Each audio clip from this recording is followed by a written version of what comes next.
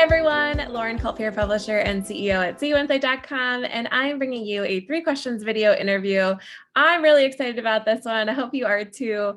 Joining me today is Josh Streufert, the creative director and principal at Strum Agency, and we're going to be talking all about brands and brand identity. So let's just dive in. Josh, thanks so much for joining us. Yeah, hi. Awesome.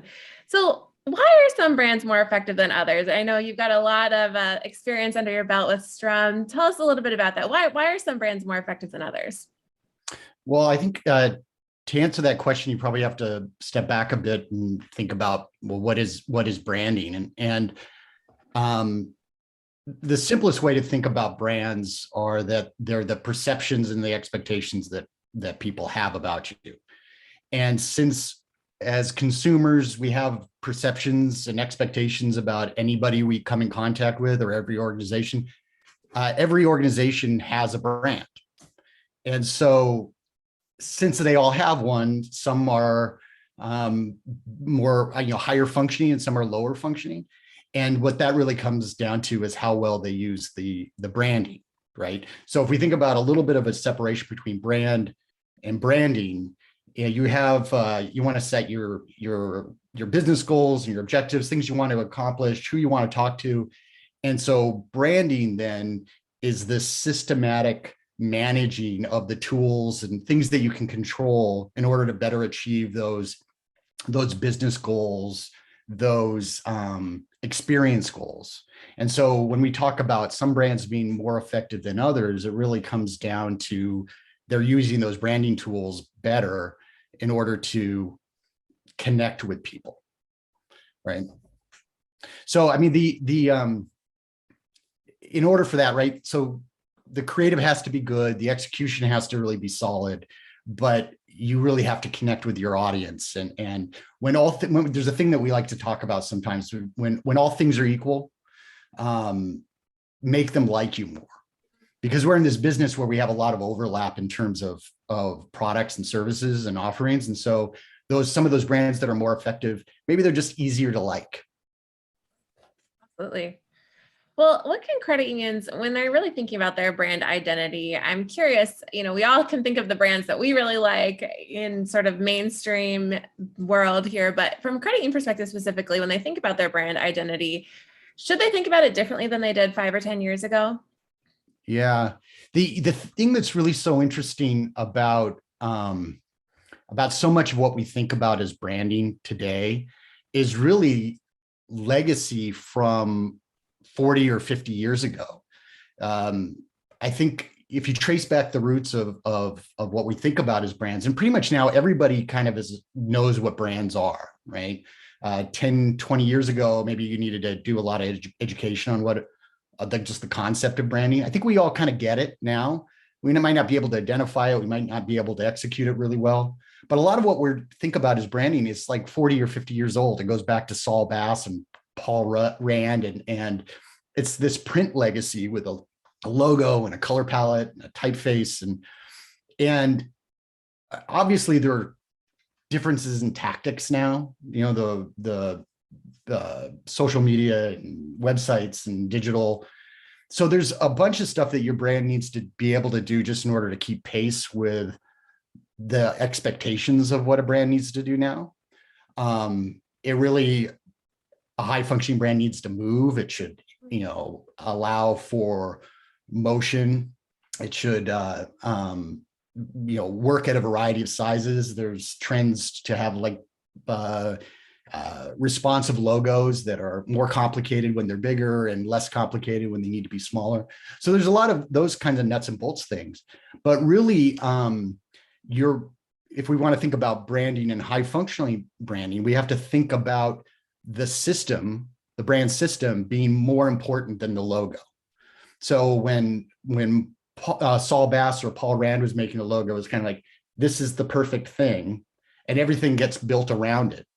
And now you could really make a good argument that the logo is not as important as the system as a whole, because modern high functioning brands really need to operate holistically. And so because it really is about that experience and those expectations. So then all of those little creative bits are all about shorthand to connect back to the feelings that we've already established as part of our strategy. Incredible. Well, I think from a credit union perspective, you gave a lot of really good examples of some of the things, a responsive logo and things like that. What can credit unions do to make their brand higher functioning, or what would you recommend?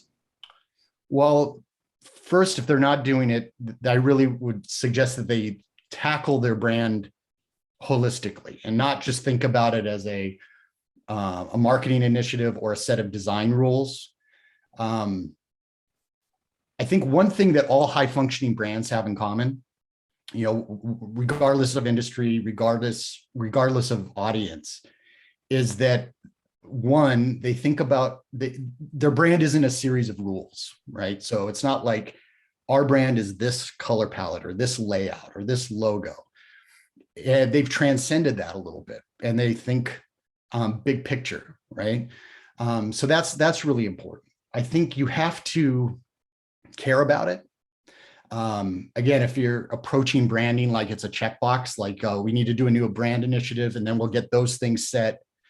If from the CEO down to that frontline teller, everybody needs to care and feel about it and know that the culture is as important to the effectiveness of the brand as any piece of design.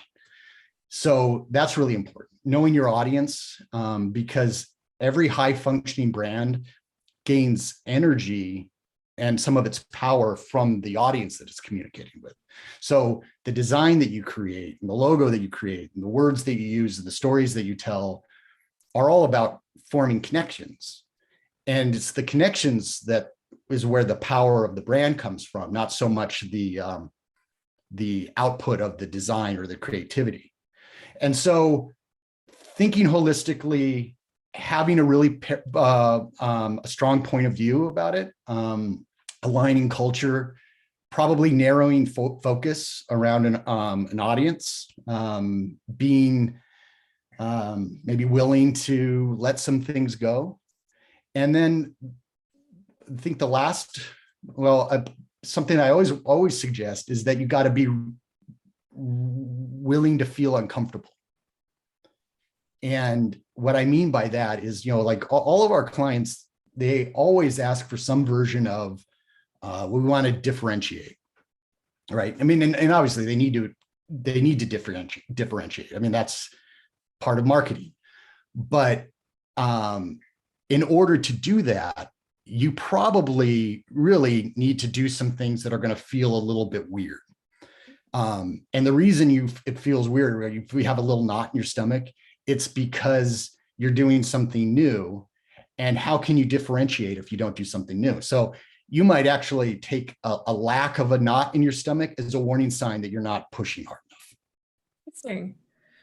Well, that is so much information, I think, on brands that I especially didn't even know, and a lot of insight that you have with the work that you all have done over at Strum. I know there's a lot of credit unions that have worked with you all on branding and rebranding.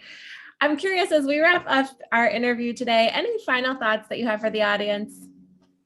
No, I mean, I think be willing to take some risks, make yourself uncomfortable. I know I said that before, but that's kind of the beginning of everything. Think holistically beyond any set of rules, and build and think about flexibility, because good brands need to flex and move and evolve. Anything that's too rigid and too tight will just break. And so high functioning brands are all about long-term durability, which means you got to give up ownership to lots of different parts. You got to think of it as a system, as almost a community. And when you share some of those responsibilities of owning the brand and living the brand, you end up with something stronger, not weaker. And so that's it. Strumagency.com. We have lots of case studies and examples there to check out too. Wonderful. Well, we'll put your contact information and your team's information, as well as that URL to your website there in the post, so anybody watching our video today can get connected to more information. Josh, thank you so much for joining. It's been great getting to connect with you, and I wish you a wonderful rest of your day. All right. Thanks, Lauren. Bye. Thanks. Take care.